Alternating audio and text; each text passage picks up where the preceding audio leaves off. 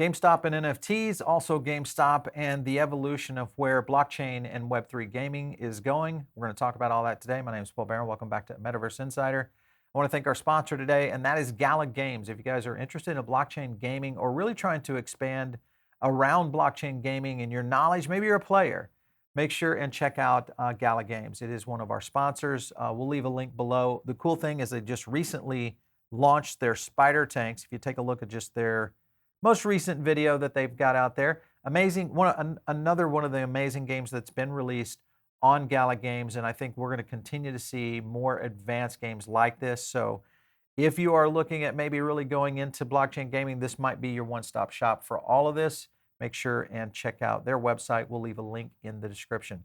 All right, let's get over to a little bit of what's happening today with GameStop. Now, GameStop, of course, just now recently jumped into the NFT market space, now live. What you need to know a little bit about what's happening. I think a lot of people have been tracking this for quite some time, but you're now going to be able to get in-game NFT assets from Web3 games built on ImmutableX, IMX. And just remember, IMX is kind of the technology that drives these marketplaces. So we're seeing this use case in a lot of different areas. So some cool things. The marketplace is going to allow players to own in-game assets. It's a little bit of a departure from the traditional revenue model of gaming giants, which you guys know in the traditional gaming space. That's kind of been the scenario. If you look at a couple of tweets out there of where the market is growing, I thought this was a good one. Even a bear market, Web3 gaming industry still bringing in users. If you look at some of the Q3 numbers for ImmutableX, I mean, they've been growing, $500 million fund, continued to move on this. Also, now they've onboarded 50 games, have over 1,000 games being built on this. So again, this just shows the breadth of where blockchain and Web3 gaming is going. I think this is going to be a huge, huge market. Just look at this ecosystem. This is coming off of one of their tweets. When you look at IMX in general, and you can kind of look at not only us, but some of our past videos around Immutable, make sure and take a look at that on the channel because you're going to get a chance to see a lot of these kind of highlighted. But there you see Rarible in the play, obviously GameStop in here, NFT Trade, Artifacts, Delicium, Illuvium, all sorts that are highly recognizable in the space right now. So lots happening with IMX. Let's go over to the GameStop component. Two things have happened. Obviously, IMX now supporting the GameStop wallet. So you can actually go over and download the GameStop wallet, which is available for both mobile and browser, which I thought was interesting in the sense that they've really gone all in the aspect of really heavy adoption. I think this is a good step in the right direction. Here's a little bit about the NFT marketplace, which we kind of talked a little bit about before, but a lot happening there in terms of the creators. And, you know, some of these you're going to recognize, Guild of Guardians, Ember Sword, etc. And I think this, again, gets back into the overall potential of where NFTs and gaming, especially Web3 gaming, are going to be going. And then here is the Web3 games that have launched. You've got Gods Unchained, Immortal Game. This is the one that's the chess game, which I think is great. Guild of Guardians there, Ember Swords, and so on. You got Bitverse in there as well.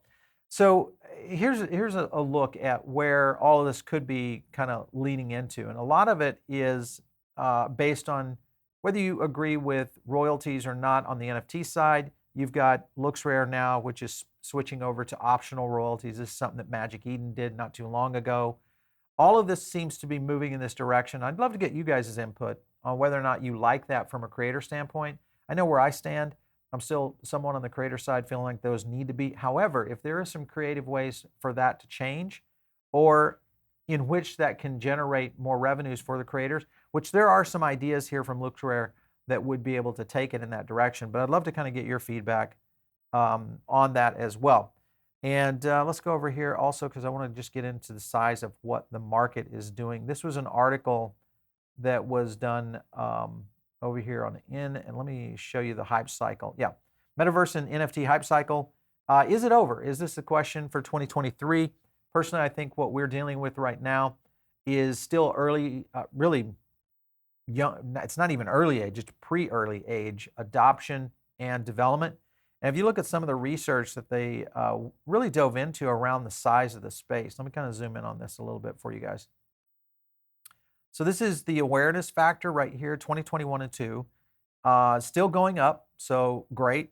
And then participants also 12% in 21 and 18% in 22. Again, also NFT market participants by age group. Age group still under the age of 44 at 75%. I think that would be much higher if it was under 30 in terms of demographic. But also NFT market participant by household income. This is a problem, I think, because we do see more of affluency kind of setting in this market. That happens a lot in these early adoption areas of technology itself, but it is something that I think that still shows a good trend of where NFTs and especially Web3 gaming is on its way to really build out kind of a unique industry. Let's get over to Rarible's recent tweet. This was them back on the 28th, kind of talking about the GameStop NFT wallet now live on Rarible, so you can get for ImmutableX. So start trading projects on IMX, etc. Don't forget, they've got, zero fees for Immutable indefinitely. So that's kind of a big advantage for it. And if you look at some of the price action on this, let me just go over to the chart real quick, and we'll go to the 7-day. You can kind of take a little bit here on IMX. That was, of course, the big move right here that we had when the announcement occurred, and then it's, of course, kind of subsided. But I'm really interested in more of a long-term look of where and if we are at the bottom for NFTs, and whether or not a lot of these marketplaces, as well as projects, come back to their all-time highs or at least get repositioned as we start to see a potential opportunity. So I think it's still very early for this to be looked at. If you look at Rarible, same kind of scenario. There's a little bit different. Obviously, Rarible really took off right here. That's their 7-day. And you can kind of see this crazy performance right now with Rarible. So again, are you investing in these kind of projects right now? Are you putting your hard-earned dollars into Web3? And if so, I'd love to get your feedback on which tokens and which projects or which games that you guys are interested in. Make sure and leave some comments below. It is one of the things that helps us, one, on the channel, but also helps people, I think, in the essence of discovery. So they get to learn a little bit about these kinds of things, whether it's NFTs, Web3 gaming, all that, as it plays a big part in kind of the next evolution of blockchain. All right, you guys are listening in. Maybe over on the podcast side of things, we do kind of these short updates, but you can also jump over to the YouTube channel and catch our longer shows, some of our live streams, all that good stuff. Just go to Paul Barron Network. You'll find us over there. Make sure and subscribe to the Diamond Circle. It's really easy, and we drop a couple of emails to you guys a week that does give you everything from price analysis, additional stuff that we don't do here on the channel. So make sure and join in right there. If you guys want to reach me, it's out on Twitter, @Paul Barron. We'll catch you next time right here on Metaverse Insider.